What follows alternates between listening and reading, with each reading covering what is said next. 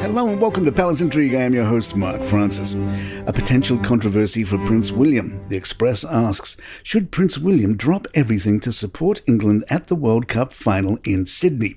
At the time of this recording, the plan was for William not to travel to Australia for the Women's World Cup final despite the Lionesses' semi-final victory. William is president of the Football Association. Following the victory in the semi-finals, William tweeted, "What a phenomenal performance from the Lionesses onto the final. Commiserations to the Matildas. You've played brilliantly and been fantastic co-hosts of this World Cup. W."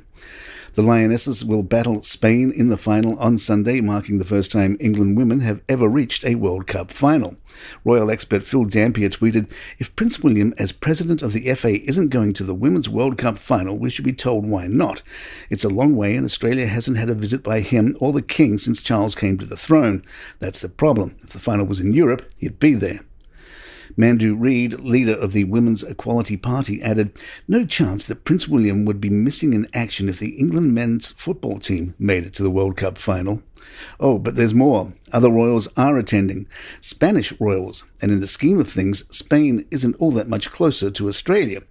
The Daily Mail confirms via the Royal Spanish Football Federation that Queen Letizia and her 16-year-old daughter, Infanta Sofia, will be jetting to Australia for the match.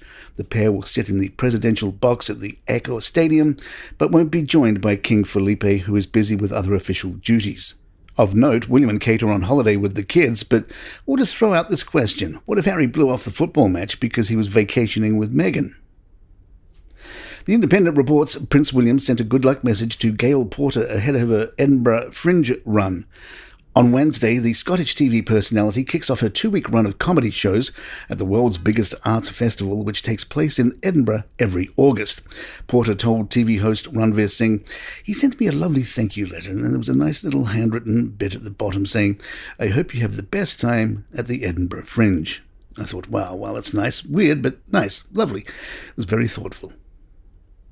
The Independent also noticed a clip of Wills and Kate reacting to a Prince Harry joke made by Margot Robbie in 2020 while she accepted Brad Pitt's BAFTA award on his behalf, has resurfaced on social media. During the awards ceremony, Robbie had been reading a speech that Pitt, who had been unable to fly over due to family obligations, had written beforehand. The closing joke had Robbie saying, while holding up the golden statue, he says that he's going to name this Harry because he's really excited about bringing it back to the States with him. His words, not mine. A resurfaced clip of William and Kate's reaction has since gone viral on TikTok, where it has more than 70,000 likes and where many viewers have commended the couple's composure. One social media user commented, "Kate's enjoyment of that did not need to be faked." Palace Intrigue will be right back.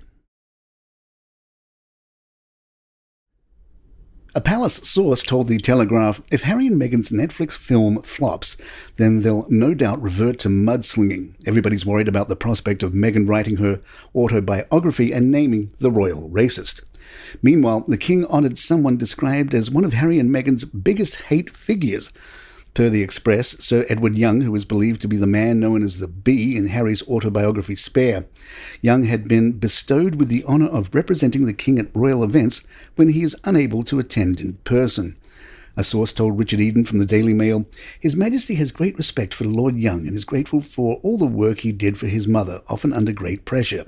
This new honour is a reflection of that.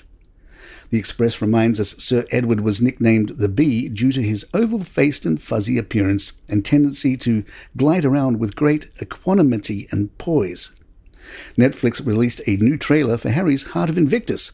The Express watched the trailer and tells us it begins with a speech that Harry gave at the opening of the ceremony of the Games in April 2022. We hear Harry, who says, "If your goal was to make your country proud, you've done it. If your goal was to make your family proud, you've done it. You are people of substance, of resilience, of strength. You have the Heart of Invictus."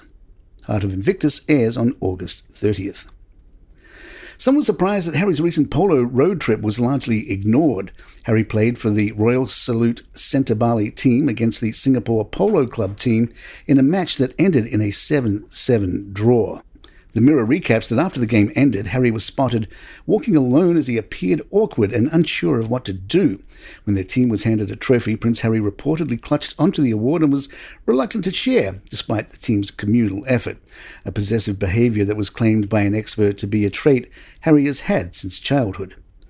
Body language expert Judy James told The Express, Harry probably doesn't have any body language for moments like this, when he is left alone, unhosted, and virtually ignored by the others at the event. As a royal, he would have been guaranteed to be the centre of attention in a group setting and used to getting admiring smiles or polite flattery when he was out at events, but that clearly isn't a given now that his royal status is gone. Seeming to dither a little, Harry wiped his hands on his trousers before Nacho called out to him. After walking away again, Harry seemed to adopt the role of litter picker, appearing to pick a bottle up from the ground to place it on the table. A new theory has been floated as to why the royals may have ignored Meghan's birthday on social media. Royal historian Tessa Dunlop recently told OK Magazine, I just think that they probably felt it looked a bit fake, given the whole world knows they're not really speaking much at the moment. I think it would have looked a bit disingenuous, probably to slap photos up there with really no noticeable communication going on behind the scenes. Royal biographer Tom Bower says Meghan never intended to stay in England. She always intended to go back to California, and it has served her very well. She's been very successful, and instead of seeing her for what she is, a ruthless adventuress, all this talk constantly of trying to patch things up with the family is ridiculous. And there you have it. If you'd like to email us, our address is thepalaceintrigue@gmail.com. Please head on over to YouTube or youtube.com and do a search for Palace Intrigue there and hit that subscribe button for us. It would really, really help us out. I'm Mark Francis. My thanks to John McDermott. This is Palace Intrigue and good times.